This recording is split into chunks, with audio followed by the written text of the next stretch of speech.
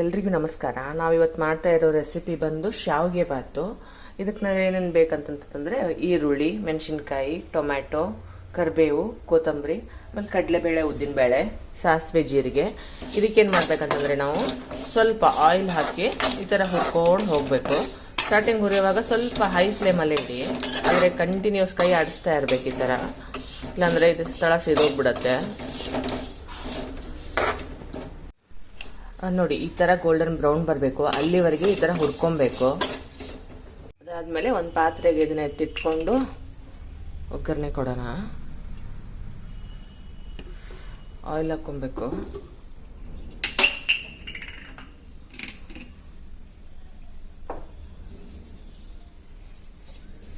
Oil ಸ್ವಲ್ಪ ಕಾದ್ಮೇಲೆ ಸಾಸಿವೆ, ಜೀರಿಗೆ,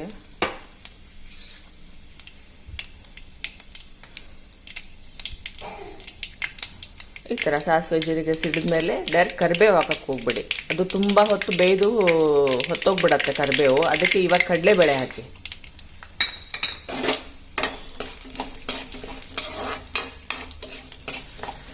ಸ್ವಲ್ಪ ಗೋಲ್ಡನ್ ಬ್ರೌನ್ ಬರೋವರೆಗೆ ಹುರಿಬೇಕು.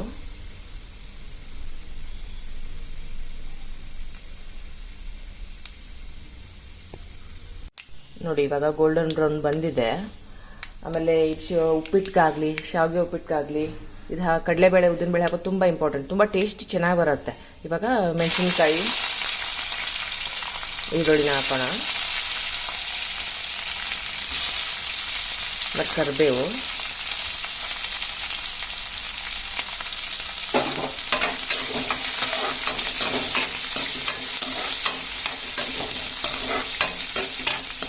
ಯಾವುದನ್ನೇ ಆಗಲಿ ಬೇಗ ಒಂದಾದ್ಮೇಲೆ ಒಂದು ಹಾಕ್ಕೊಬಾರ್ದು.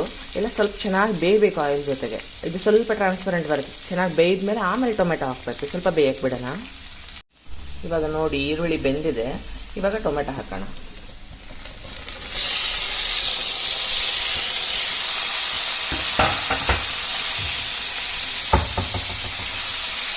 ಟೊಮೆಟೊ ಹಾಕಿದ್ಮೇಲೆ ಇವಾಗಲೇ ಉಪ್ಪು ಹಾಕ್ಬಿಡೋಣ, ಅಂದರೆ ಸ್ವಲ್ಪ ಟೊಮೆಟೊ ಬೇಗ ಬೇಯುತ್ತೆ.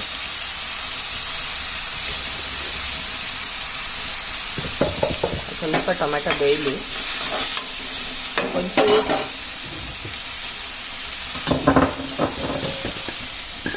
ಸ್ವಲ್ಪ ಸಕ್ಕರೆನ ಹಾಕಿ ಒಂಚೂರು ರುಚಿ ಬರುತ್ತೆ. ತುಂಬ ಜಾಸ್ತಿ ಅಲ್ಲ, ಒಂದೆರಡು.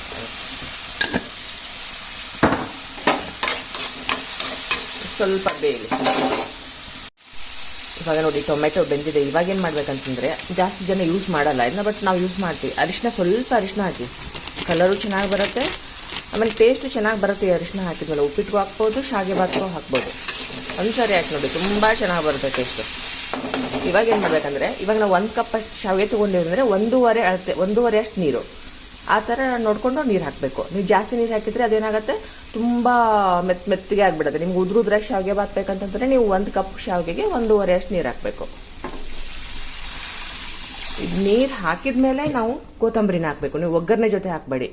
ಇದು ಆಮೇಲೆ ಹಾಕಿದರೆ ಇದ್ರ ಫ್ಲೇವರು ಹಾಗೆ ಉಳಿಯುತ್ತೆ ನೀರಲ್ಲಿ, ತುಂಬ ಚೆನ್ನಾಗಾಗುತ್ತೆ. ಆಮೇಲೆ ನೀವು ಉಪ್ಪಿಟ್ಟಿಗಾಗಲಿ, ಶಾವಿಗೆ ಬಾತ್ಗಾಗಲಿ ಜಾಸ್ತಿ ಕೊತ್ತಂಬರಿ ಹಾಕ್ರಿ. ಪಲ್ಯಗೆ, ಸಾಂಬಾರಿಗೆ ಏನು ಹಾಕ್ತಿಲ್ಲ ಅದಕ್ಕಿಂತ ಸ್ವಲ್ಪ ಜಾಸ್ತಿ ಹಾಕಿ, ತುಂಬ ಚೆನ್ನಾಗುತ್ತೆ ಟೇಸ್ಟು. ನೋಡಿ ಇವಾಗ ನೀರು ಕುದೀತಾ ಇದೆ. ನೋಡಿ ಎಷ್ಟು ಕಲರ್ಫುಲ್ಲಾಗಿ ಕಾಣುತ್ತೆ ಈ ಥರ ಮೇಲೆ ಕೊತ್ತಂಬರಿ ಹಾಕಿದ್ರೆ ಎಲ್ಲ. ಇವಾಗ ಶಾವಿಗೆ ಹಾಕ್ಬೇಕು ನಾವು.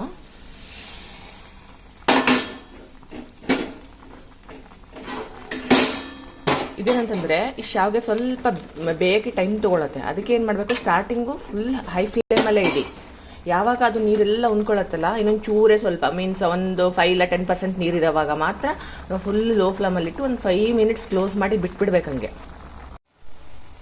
ನೋಡಿ ಇಷ್ಟು ನೀರು ಉಳಿಬೇಕು. ಅವಾಗೇನು ಮಾಡಬೇಕು, ನಾವು ಲೋ ಫ್ಲೇಮಲ್ಲಿಟ್ಟು ಇದನ್ನು ಪಾತ್ರೆನ ಕ್ಲೋಸ್ ಮಾಡಬೇಕು. ಕ್ಲೋಸ್ ಮಾಡಿ ಬಿಟ್ಬಿಡಬೇಕು, ಸ್ವಲ್ಪ ನೀರೆಲ್ಲ ಹೋಗೋ ಥರ.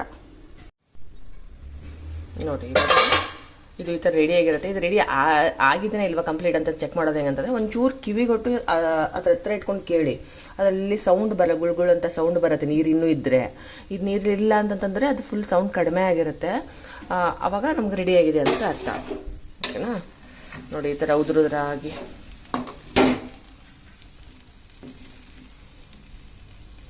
ನೋಡಿ ಎಷ್ಟು ಉದ್ರುದ್ರಾಗಿದೆ, ಚೆನ್ನಾಗಾಗುತ್ತೆ. ಮಾಡ್ಕೊಳ್ತೀನಿ, ಓಕೆನಾ? Thank you.